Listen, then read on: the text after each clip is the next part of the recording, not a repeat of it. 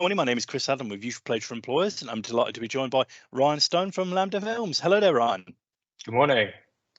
Good morning. Thank you for giving your time to speak to me this morning. And I guess my first question really is to be, can you tell me about Lambda Films and what it is you do? Sure. So Lambda Films is a video production and animation company. We've been going for about 15 years now. I started the company straight out of university. Essentially, we make videos and animations for businesses, and this could be for TV adverts, cinema adverts, but I guess a lot of it you would find online. They have them on their websites, they have them on their social channels. But if they need to either promote a product or, they're recruiting, or they need to sell their services, or just promote their business in any sort of way, then we produce those videos and animations to help them do it. I mean, really interesting straight away. And I know you probably can't, as I mention, any names of any clients or anything, but if you had to maybe explain the process a bit, in terms of the company coming with you saying, okay, this is what we're looking for, to, you providing the finished product, what does the process look like? Well, clients, when they come to us, they come in all shapes and sizes. Some clients know exactly what it is they want, and they say, hey, Lambda Films, we want X, Y, and Z. Can you make it for us? Others come to us and say, we need a video. We don't even know where to start. So can you help us? And of course, we can work with both types of those clients. So taking the ones that don't know sort of the process, because it allows me to talk about it, essentially we'd first begin by understanding what it is they want to achieve. Are they trying to, like I say, sell a product? Are they just trying to promote their business? Are they trying to get views or likes or something on social? And ultimately, we then understand more about their business, their key messages, and the information they want in the video. And from there, it's really about creating a concept. So sort of a creative idea behind the video that's going to be interesting for viewers to watch. During this process, we need to keep going back and forth with the client saying, do you like this idea? Is there anything we can change? And slowly we sort of come to an agreement on a way forward. Once we've reached that, then we're in this stage, it's called the pre-production phase. And it's basically just organizing every part of that shoot. So it might be casting for actors, it might be sourcing props, it might be arranging wardrobe, booking locations. On the technical side, it's probably arranging the hire of gear. It's doing shot lists, storyboards, style frames, all these sorts of documents that the client can see, and they can almost see their project coming to life a bit, but just on paper. Once they have agreed to all these sort of documents in this pre-production phase, then we'd actually move on to production, which is, in the case of filming, it is shooting with a crew. We've got cameras, we've got lights, we've got sound, we've got, as we say, location and cast, and we spend a few days sort of filming. If it's animation, then of course it just goes to the animator and they sort of work at their computers and create these full animations. Following the production, so when we've shot everything, or we have an animation, it's then the post-production phase. So for filming, we're talking about editing. So you'd edit the whole video and get it down to sort of the duration you want, making sure you've got all the shots you want and everything, like audio is clean and the shots look the best that they can do. There's a bit of color grading in there. So if you need to change the look of the image, we can do that as well. Plus adding, of course, music and sound effects. On the animation side, it is really just adding the music and the sound effects just to finish it off. And then, of course, you just sort of have delivery where we then go back to the client and we say, here's your finished video. That's really insightful and interesting to hear about the process, and they say all of the different parts involved. And with those different parts involved, so you've touched on the various sort of, how to put it, expertise that are required during the process there. What kind of roles do you have within your organization, or what kind of roles do you get, whether it's you get people in on temporary contracts or people in, just to, when the customer, requires them? What kind of roles do you have, in that process? I mean, it's amazing, I think, because there are actually a lot of roles for young people, and you don't even necessarily need to be interested in video production to be involved, depending on your skill set. So in the pre-production phase, if you're just a really organized person or you're a really good researcher, then there's sort of producer assistant roles. So that could be helping a producer research locations or find actors or find sort of wardrobe and things like that. So you could be helping just bring all these logistics together for the shoot. Of course, there are the more sort of, I guess, technical and or creative roles within that. So if you are interested in fashion, then of course you can be involved in the wardrobe section. Or if you are interested in art, maybe the sort of the art direction, you can design what the scenes might look like. In the production phase, sort of good entry-level positions include runners. A lot of people may have heard that term. It just sort of means you get to turn up on the day and you'll have various members of the crew asking you to fetch things and help out with things. So it could be carrying bags, which is, you know, everyone's got to do it, everyone mucks in, but carrying a lot of gear bags. If you're capable, helping them to set up gear. So it could be setting up lighting or setting up tripods. More often than not, it does mean making teas, unfortunately, but that is a really valuable experience because you actually get to take teas to the director and various people and have little chats. And that's actually how I started. That was my very first role as a runner on a TV production, making teas for, you know, all the crew. And then in the post-production, if you've got any sort of editing skills or you're interested in music or things like that, then there's opportunities to sort of be an editing assistant, really, and help out on that. I mean, like I said, there's so many more. If you're interested in writing, there's obviously script writing. If you're good at drawing, there's sort of a storyboard artist. The list is kind of endless in a way. The difficulty is certainly with smaller companies, they may not need these roles all the time. So you'd almost have to take these as a bit of a freelance sort of opportunity and only go in every now and then. But, you know, look to your skills and see how a company might benefit from them, because I imagine there would be a place for that. And on skills and sort of the things that young people could be doing to get into these kind of opportunities, how do I put it? With the evolution of sort of technology and smartphones now, how to put it? People are doing more filming and being more creative than ever because they've got, you know, the tools to do so, whereas they didn't in years gone by. But same with that, obviously comes a lot of dilution. Lots of people probably think, oh, I'm capable of filming, or I'm capable of, you know, being creative because, you know, they are posting things on their Instagram or they're doing certain things on social media. From your side of things, if someone was going to, you know, look to apply for the kind of roles you've described in the future, what kind of things can they be doing now, whether it's something they're doing in their spare time, work experience, something they put on their CV, which would actually give them the edge when they look to come to applying for the kind of roles you've described? So I think that's a really good question, and you're completely right that it's hugely diluted now because everyone's got a 4K video camera and editing suite in their pocket. It's mad. But for me, and this is just me talking personally, I like to see that people are applying these skills to just little side projects that they are really passionate about and they're really invested in. So it's not just sort of making content on your socials for content's sake. You know, sort of videos with your mates and things like that.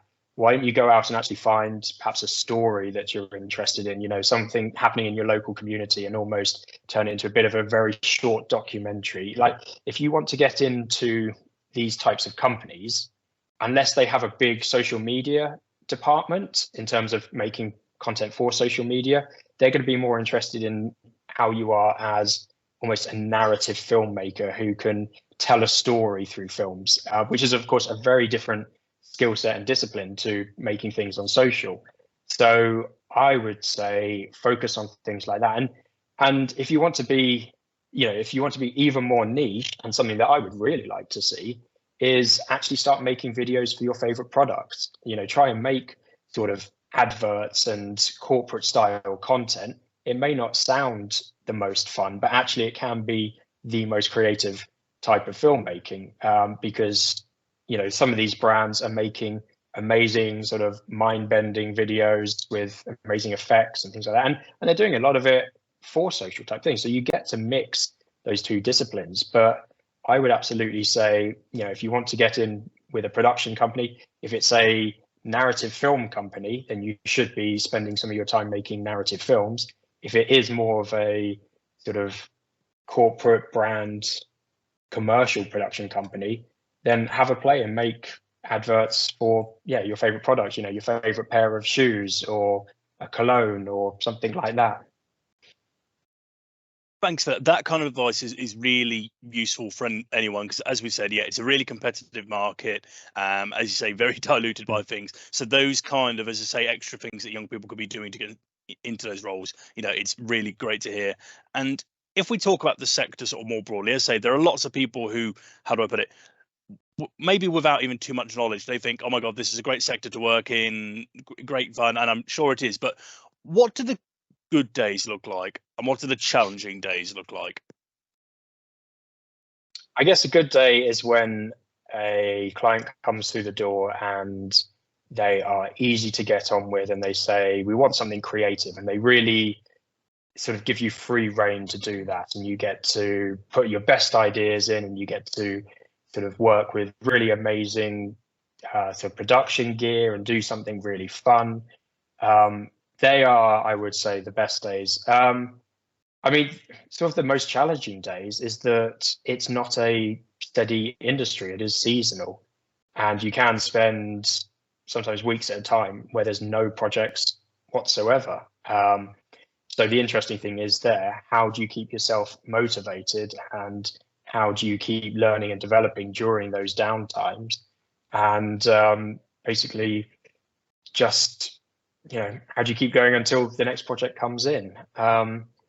I guess to add to that, there is, of course, the flip side with clients, and that you can sometimes work with very, very, very challenging clients who don't take to the production process very well. They either have a huge hierarchy, and you're trying to produce this video, but there's different voices from the client, across the business, sort of chiming in and wanting to make changes, and it essentially dilutes your video, it dilutes your creative concept, and you're left sort of just trying to pull something together rather than creating something.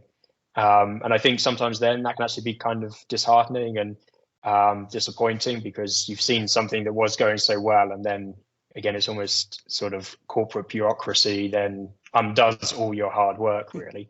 So I'd say they're sort of the two things. But I would say, there is 100% more good days than the challenging days. And based on some of the things you were saying there, if we were to look at the sort of soft skills and personality traits that would serve someone well working in these kind of roles, based on what you said there with some of the clients you've got to work with, obviously communication and resilience to a degree, are skills that definitely, seem that they have a place. Are there any other sort of, soft skills or personality traits that you found for your own experiences, serve you very well in this sector? Again, it depends on the role itself. There are roles for, let's say, the more introverted people, those who are really detail focused, sort of in the editing side and the research side. If you're able to be meticulous in how you set up your project, how you look after your files, how you label everything, how you set things out, but also how you do the research, how deeply you do the research, how well your notes are, how well you chase up contacts and things like that. All you need to really do is have that attention to detail. Good communication is always key, because you will always be talking to people, not necessarily face to face, but even through email. So being able to keep email short, concise, but including all the relevant information is, of course, really important. In some of the other roles, extroverts certainly flourish, certainly on the production team. When you're out there sort of shooting for a client, you're often surrounded by actors and the client themselves and other crew members, and you need to be able to get on well with these people. You need to be able to pull a team together. You need to get everyone sort of working well as a unit. You, of course, need to keep the client happy and enjoying the experience. And so just being able to have those interpersonal skills is really important. You did mention resilience. Like I said, that is a good one. Just understanding that, yes, your work can be undone or changed at a moment's notice. It's taken, it's taken me quite a few years to actually learn that. It is hard for quite a while. But otherwise, just being a sort of a decent person, because the creative process is very much a collaborative process. You always have to be working with people and relying on other people, and of course people rely on you. So you shouldn't have an ego. You should be able to work effectively with others.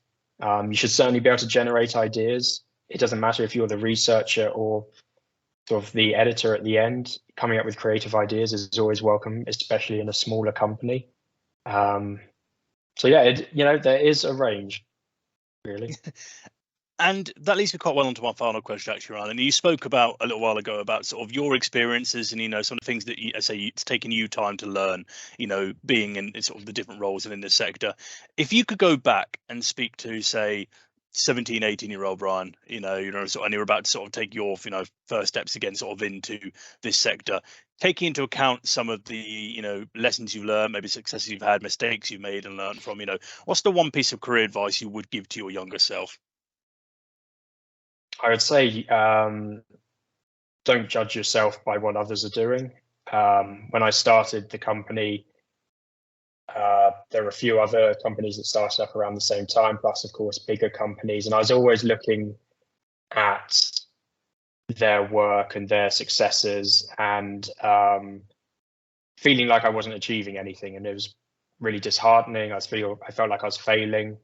But now, 15 years on, I think I can pretty much accurately say, out of all those companies that were around when I started and the ones that started up, we are the only surviving company. So I think just sticking to your guns, and if it feels right and you're working hard with it, then just keep going and don't worry about what's going on around you, because especially in the creative industries, companies, they only show their best face. I would say they only put out their best work, and especially on social media, of course, they'll only say the best things that are happening. You never know what's going behind the scenes. So just look after your own ship, your own company, your own team, even your own mental health.